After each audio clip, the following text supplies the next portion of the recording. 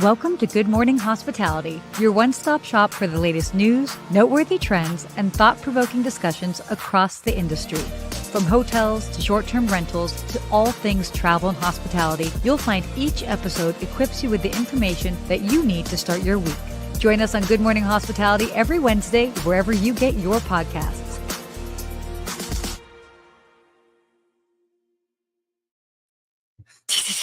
I always love that. Good morning, Sarah. Good morning, Steve. How are you?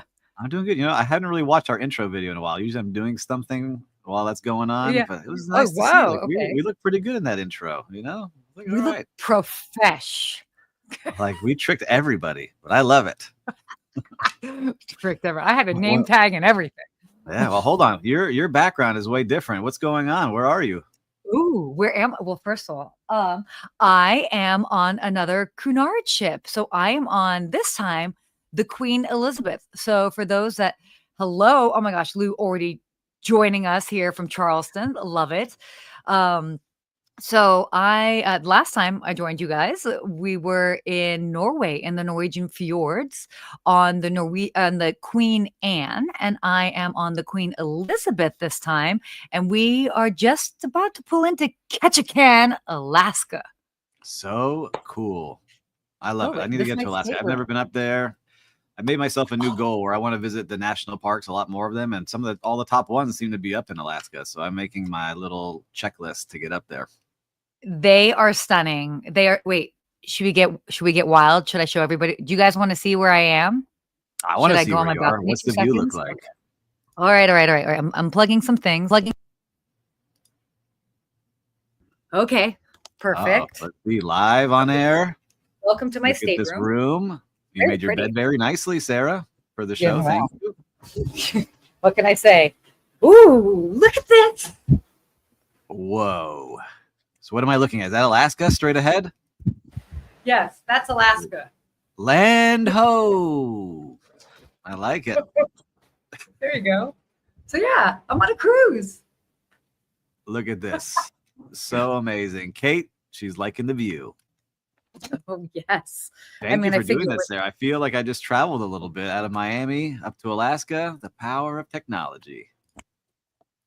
It's very nice. So let me just get plugged back in here, make plugged myself back look all in. good. Well, it's been a crazy week for me while you're plugging in here. A lot going on. Yeah. Tell us We were what's going talking on. backstage. If some of you all know, working on our own beautiful hotel project here in South Florida called Bahia, and hopefully today's the day everything kind of gets finalized on. I can't say exactly what, but a lot of things that we needed to get done. Hopefully we'll get done today.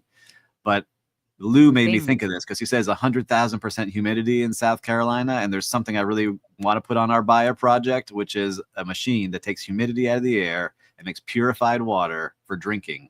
I think that'd be really cool to have at our cafe as we're going. What do you think of that? Wait. No, this would be amazing. But so it's purifying the air inside. It takes humidity out of the air. So it's imagine it looks like a box. And yeah, it pulls in humidity, it's a dehumidifier box type thing. Purifies the water, and then you can drink that water. Oh my gosh. So instead of it getting on your skin and being all sticky, you can just consume it? Yes. Sign me up. We're sucking 100%. Out the humidity out of Miami and serving it as drinking water. That's one of my goals. I need to get that on there. But I saw it and I loved it. But anyhow, we got a lot going on. You're traveling. I'm in here in the studio. Totally. You're inspiring me to travel some more. I got some travels coming up, which I'll share soon. But I think we should get into our news. What do you think, Sarah? Did I lose you on the cruise ship? All right. Yeah. Oh, my Wi-Fi might be funky. But let's see. Can you hear me all right? I hear you perfect. We keep it rolling. We keep it rolling. But I think we get into our first news story of the day. What do you think? Yeah, sure. Do we want to touch on anything that happened on Monday, by the way, with the Monday show? In case you guys haven't tuned in, you should be sure to tune in. They're talking about all sorts of great things. The big thing that hit the news this past week was Booking.com launching a credit card partnership with Visa and Imprint. That's huge. The big thing is, will U.S. consumers actually adopt it and shift loyalty from other platforms? That'll be interesting. Expedia shared their Q2 earnings as well as Airbnb. So Airbnb, your stock is hurting me. We need Brian Chesky to get some bigger news out there. Get that stock price back up. Let's see what happens. Can we have a Hold on. conversation? Hold on. I'm Nope. losing you, Sarah. Can you hear me? You're losing me. I can hear you. Can you hear me? Yes, perfect. We're back. Okay, I perfect. think pulling into Amazing. Alaska. We'll see what happens here. But We'll see. yeah, we'll see how the stock price does on Airbnb. But we got some big news coming in for us today, and I can jump in that Yes. hotels. We got this Go first ahead. hotel. The hotel runs entirely on renewable energy. And does it pay off? And so I'm not sure if you had a chance to read this article, but it was very cool to see that this hotel, and I need to Mhm. get the name up here, has now invested in doing zero emissions. So not net zero, which is like buying carbon credits and like kind of whitewashing things. They're doing net zero, which means they are not using any kind of fossil fuels at their property. It's the Hotel Marcel in New Haven, Connecticut. Mhm. And it's a 165-room Hilton that runs entirely on Yeah. renewable electricity. What did you think when you're seeing this article? I love this. This is great. And by the way, the design of the rooms, they're aesthetically Beautiful. pleasing as well. Mhm. They've done a really good job. I mean, I think I think that this is first of all, I find the location interesting and curious. I mean, it's like obviously like in New Haven. But I think this will be a great testing ground to see how this goes and seeing how other hotels would hopefully follow suit because this is awesome. I mean, every major system, heating, air conditioning, hot water, like laundry, all of Yeah. that running on renewable energy. That's awesome. No, it's amazing. And I like seeing our on the ground reporter, Kate, saying she used to work at Yes. Charlestown's hotels. And it's truly amazing. Hotel Yes. Marcel, they are doing it right.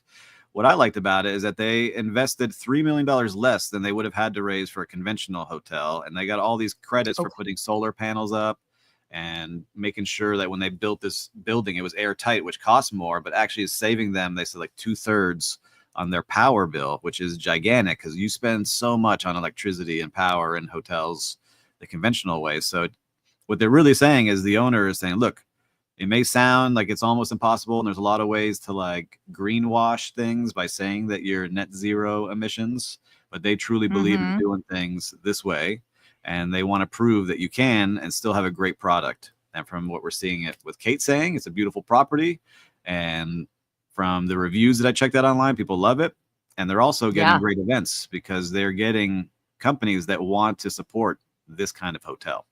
And so they're getting totally. more and more groups when, we will see in another article, groups aren't traveling as much for certain brands. They're traveling to this one. So it's great to see. Yeah. Well, and I think we're now kind of past that point. Like for the longest time, people associated green with like they had a hard time associating green with luxury or meeting the expectations that Mhm. they wanted in hospitality. So for some reason they always thought, oh, green meant kind of like cutting corners or too, for Yeah. lack of a better way, just too granola, too rustic, too whatever.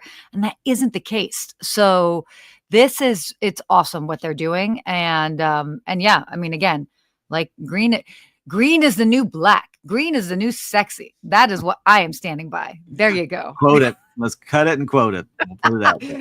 You're welcome. No, I think it's great. I love seeing this. And again, like I'm a big supporter of it my entire career, even the brands I work with and my coffee and all this fun stuff. Like I'm a big believer in giving back and making sure the environment's better than we Yeah. found it. Yeah. So we'll keep pushing. Keep going, Hotel Marcel. Good job. Keep going. All right. Well, if I'm strong enough here, you want me to kind of chime in Yeah, on this second topic? you Cool. got it. So Hyatt's sort of doing a luxury focus and asset light strategy, right? Sort of is like everything is for sale. Mhm. So Hyatt's basically divesting its own properties and concentrating on management and franchise models. So this is going to be interesting. They're really kind of like reinvesting into luxury and lifestyle brands, trends that we have talked about many, many times Yes. on the show, and particularly in high growth international markets. So I love this. Everything is for sale. It's a great Everything must quote. go. They want to put it It out there. is. Everything is for sale. So I read into a little bit more. And really what they're saying is, look, we all know it's expensive to own the hotel. It's expensive to have that real estate. And they don't want to be owners of properties. They want to manage it because you get your fees, you get your commissions, you get things as the management company. You don't have to worry about holding a mortgage. You just have to worry Mhm. about making sure your team gets paid, and you manage your labor the right way and making sure guests are happy. And that's what they want to focus on, but they're not going to sell everything. They said at some Mhm. point you can't sell everything. You got to still own some of the properties as Yeah. a hotel brand. But they are, and I've seen a lot of the brands that they're really working on. Like you've stayed at Andaz, I've helped one of Totally. them here. They're really focusing on their ultra luxury brands because they want Mhm. to get back into that world. And so, sometimes you don't think of Hyatt in the same way you think of a St. Regis or a Ritz Carlton, right? Yeah. Or a Waldorf from the Hilton brand. Like they want to get their brands back into that top level, and so they're really making Yeah. a big push to get in there. And I'm excited to see where they go over the next 12 months because they're really going to make a big push, especially What down here I in Miami. They're building a lot of them. Totally, and what I do like about the brand, what they do have going for them is that it's when I think of Hyatt, I do think of like little bit more personality. I mean, Park Hyatts are definitely a step above. I feel Park Hyatts are more comparable with like Ritz Carlton, that sort of vibe. But yeah, in general, a lot of their other brands, I'm like, I get fun when I think of it. It's like a little bit more fun. Mm-hmm. So, uh, and Yeah, and they again, bought I think that they the bought the luxury, standard hotels, right? So they're going to get yes, to more fun and doing more of that. which is great, Like which what you is said, really Park great. Hyatt, like it to be ultra premium. But if you talk to most people, they're like, oh yeah, it's just a Hyatt hotel. They don't realize that that's what they want to be. So they got some work to do on their marketing side that they're going to make a big push on. Oh gosh. Well, I can help you, Hyatt. So holla Yeah, at your girl. let's go. We'll stay at some of them and make sure it goes. But one other thing for here is that they are saying Yeah. there's some risks, that they're not seeing as many business travel at their brand. But we read other Yeah. ways, like they saw, business was up in a lot of other areas. So I guess each brand kind of sees different things. Yeah. Well, and think about it. Okay. If you're looking at like, if you're, business travelers, like you're probably trying to you're kind of looking at bulk and availability. And so that would probably make sense that if you're a business and you're looking to send your business travelers, you might be leaning more into like a Marriott or a Hilton just because of the sheer availability in cities across the country, not necessarily just the big markets. Yep. So that's not too surprising to me, but again, it's there's something for everyone, every type of traveler. Yes. Again, we said it week after week after week. The luxury traveler is still traveling, and that's what they're going Yeah. after with this. So, all right, luxury Yeah. travelers, keep the industry going for us. Let's keep it pumping. Ooh. Okay, so speaking of, let's talk about loyalty programs. Yes. This is oh gosh, I'm a big fan of loyalty programs. Everybody knows my airlines, my hotels too. I'm like, if I'm staying somewhere, if I'm doing it, I am earning points for it because I'm going to Mhm. continue traveling. But hotel loyalty programs value is basically declining. But they're kind of trying to, and why is it declining? Let's kind of talk about that. Hotel points are losing value due to inflation, Yep. higher redemption thresholds, blackout dates always exist. So some members are frustrated. They're like, I got these points, but like it's not taking me very far. Yep. So it's interesting because now they're kind of leaning into exploring new ways to redeem these points. Yeah, and I like the new way. Experiential. Yeah, Yeah. let's talk about it. They're trying to get AI into this booking process because there are so many options. Sometimes you don't know like what the points can be used for or when you can use the points Mhm. or what the blackout dates are and how to make it more personal for your own Yeah. experience and journey. And so for me looking into it, I'm not like you as dedicated because I don't travel as much as you. So for me, I'm always looking for what's a good deal, what brand Yeah. do I like and trust, and if I can get some points, great. And hopefully, I'm in the Bonvoy, I'm in Hilton, their program. I don't think I'm in Hyatt's, but I'm always curious. Like I don't really look at my points. So if it can be part of that booking journey and get me excited about, oh, well, if you book here, you could use points for this and get yourself an amenity in the room or an upgrade of some kind. But a lot of people are Totally. saying they're not getting the value out of the points that they see, and it takes a long time to accumulate so many points that where you get some of those greater rewards that they're falling off. So they're trying to figure out a way to kind of balance everything out.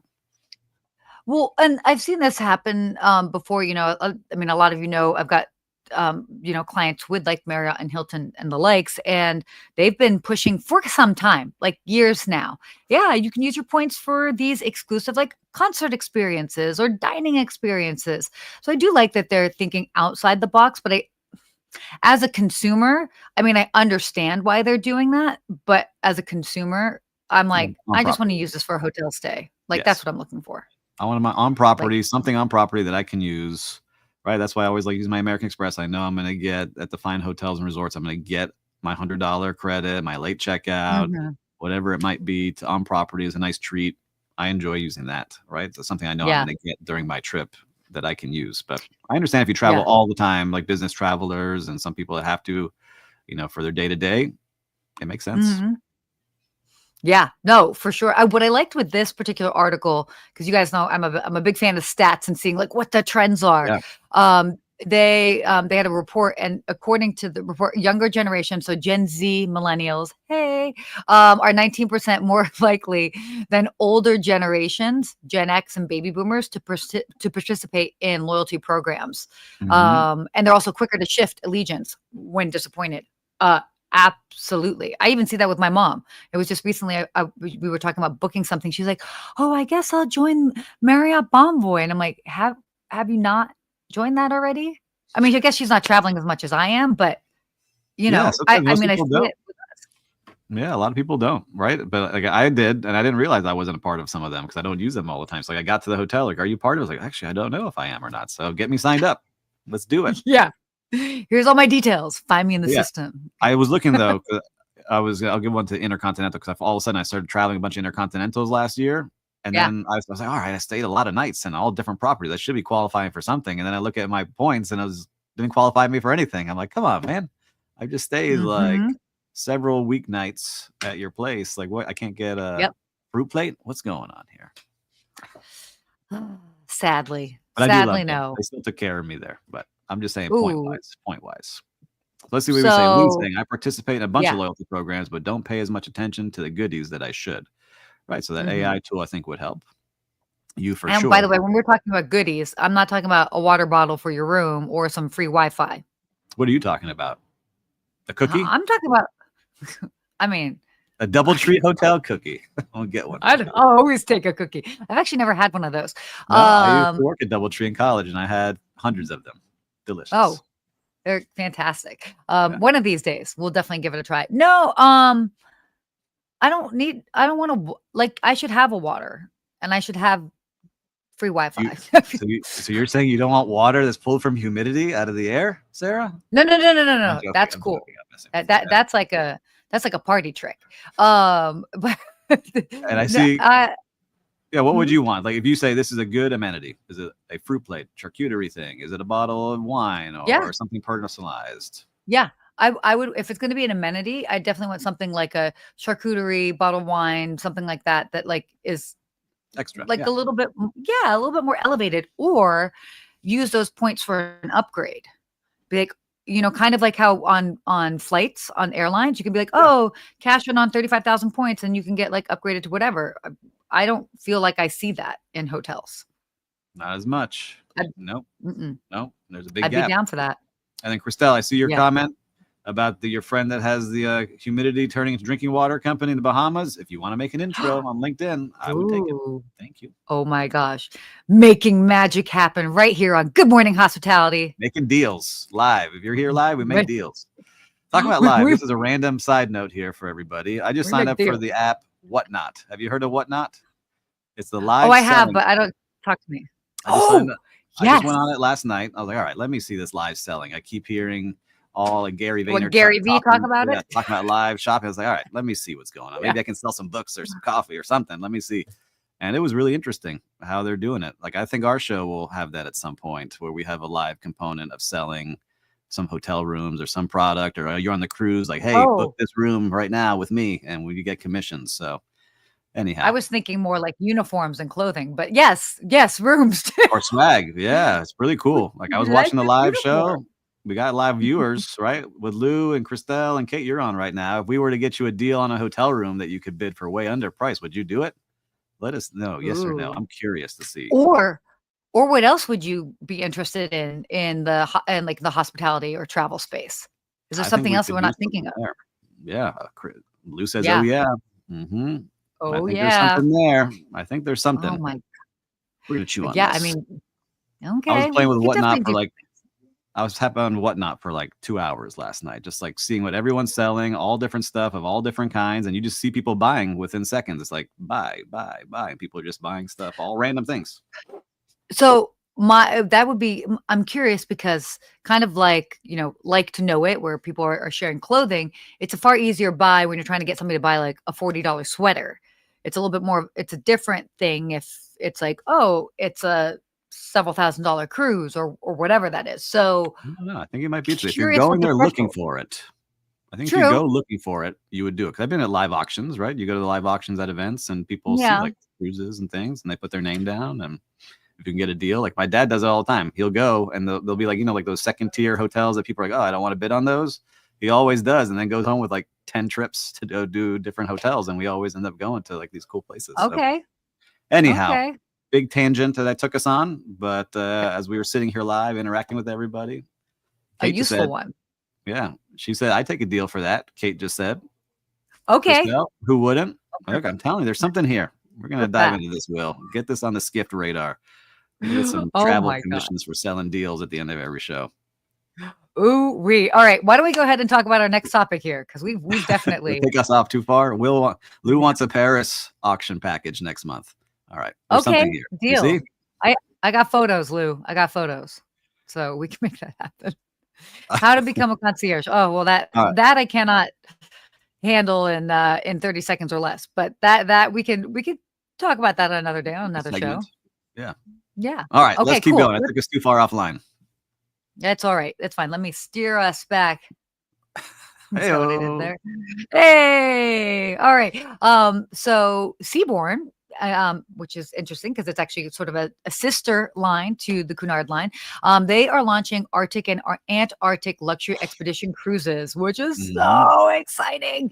Seabourn's debuting ultra luxury polar expeditions featuring ice class ships. I like that, with luxury amenities.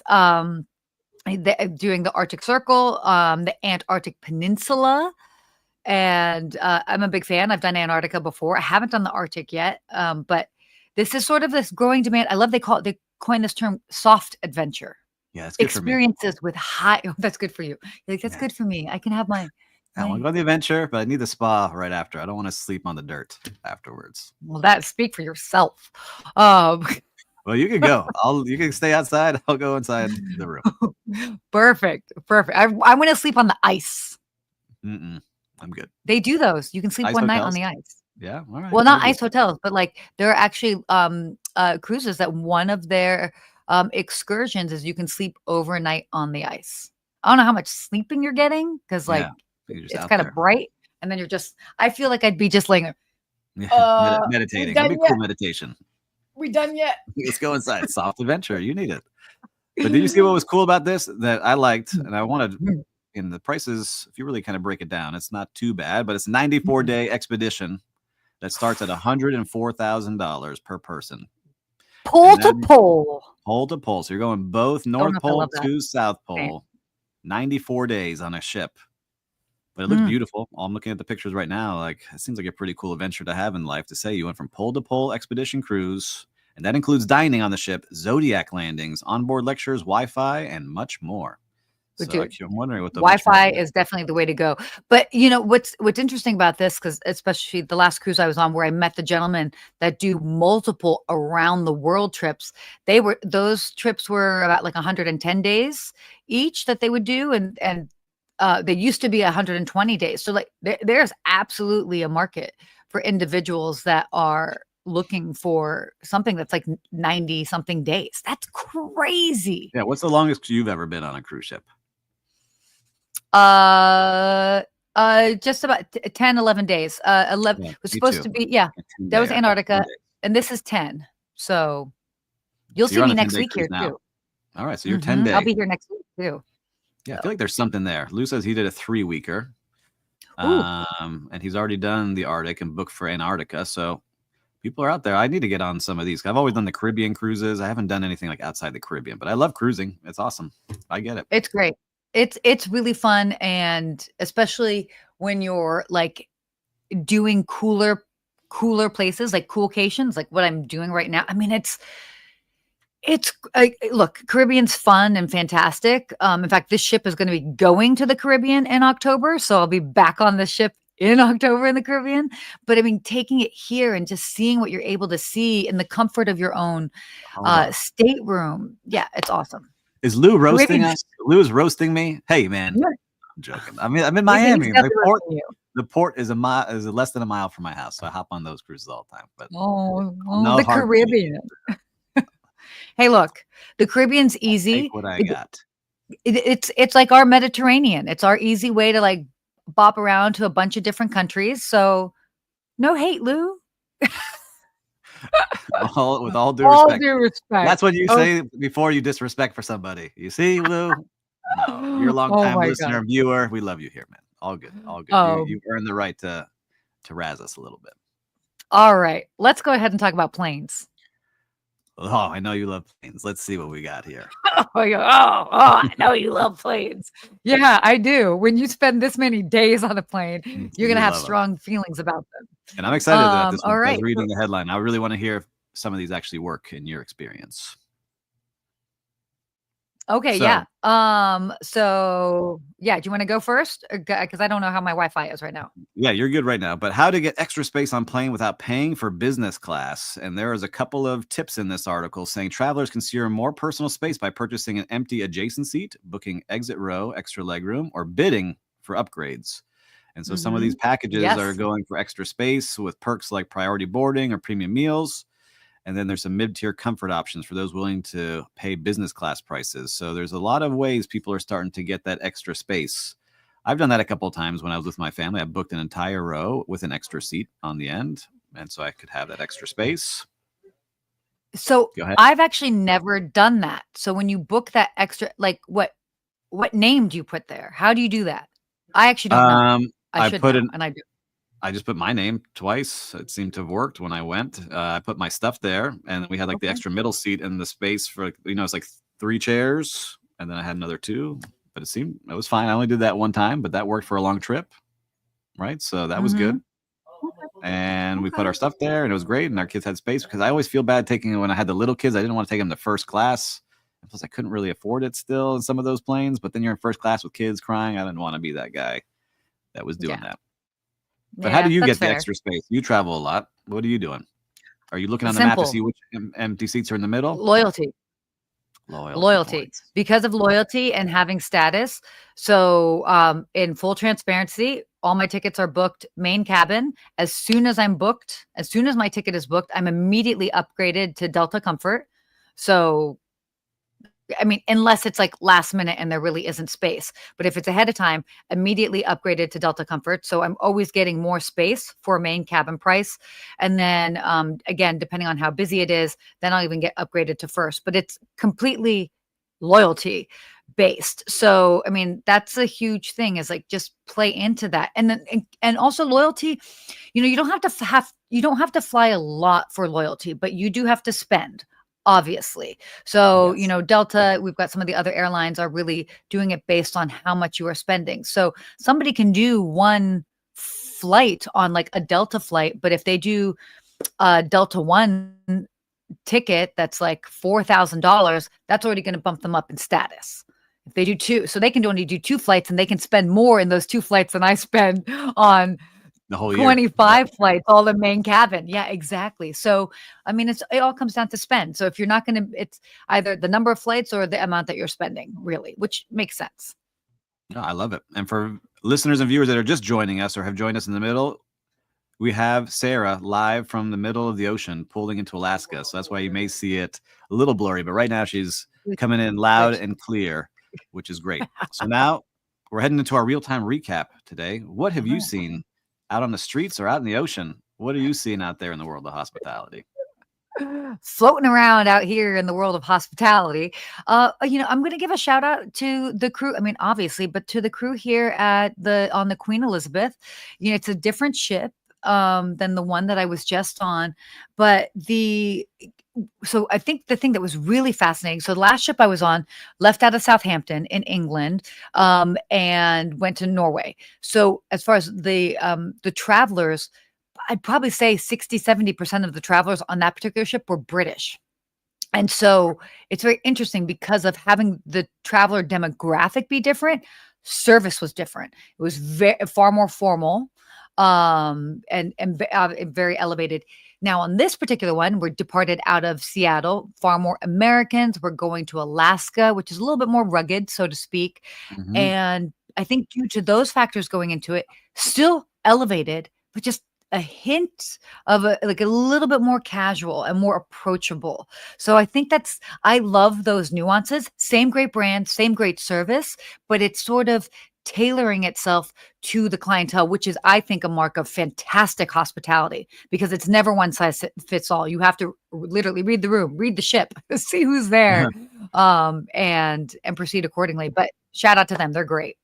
That's awesome to hear. Well, I've got two short ones I'm going to give a shout out to because it was really cool. And they're two completely opposites, but just shows you the world of hospitality and what it is. The first, ultra luxury at the Carillon Wellness Resort here in Miami Beach. They have a little restaurant called the Tambourine Mhm. Room. It's 12 seats, and they got a Michelin star last year, and now they're shooting for 2. And I got to try out the new menu that they're about to launch. And I didn't expect that. I walked in to have like a cocktail with the GM, and it turned into a 4-hour Mhm. experience, which was amazing. And the whole team there, it's just awesome to see the creativity and how you have to imagine every plate and walk you through stories and journeys of what they had in their childhood and how they put it on a plate. Really, really cool. And just a great experience. So that will be coming up soon. So if anyone can go, check that out, the Tambourine Room. And then the other, I told you I was Mhm. down on the farm yesterday in Homestead, and Yeah. we had to go get lunch somewhere. And we found this Royal Palm Diner. It was opened in the 1940s. And you walk into this Okay. place, and sometimes you're like, oh, this place looks kind of old and a little bit, worn in, I would say. But man, what a Mhm. great experience. You felt like you were walking into the past. Everyone was super nice. I got my bacon, egg, and cheese sandwich there on a bagel.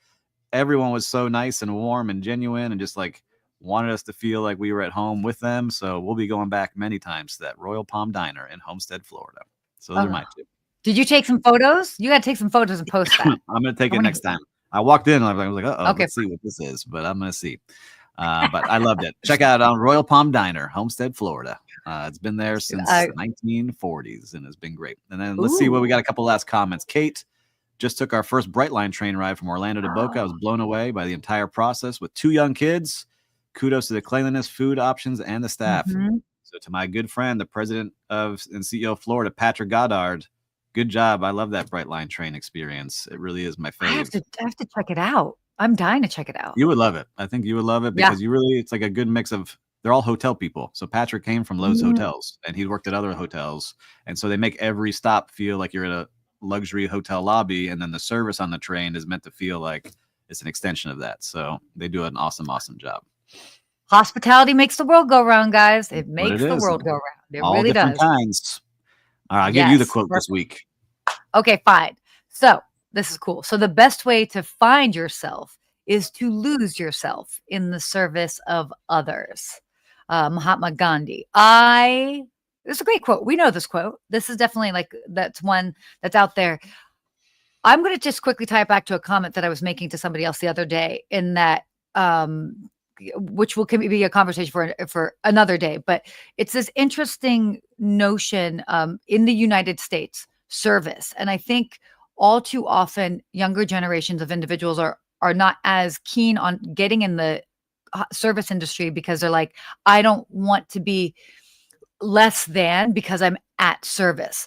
But I think that this is a great reminder of like, when you lose yourself, you can lose yourself in the service of others, but you're still staying very elevated as a person. You're not necessarily just like kind of bowing down. And I love that this is a reminder because it kind of gives power and strength to the world of service.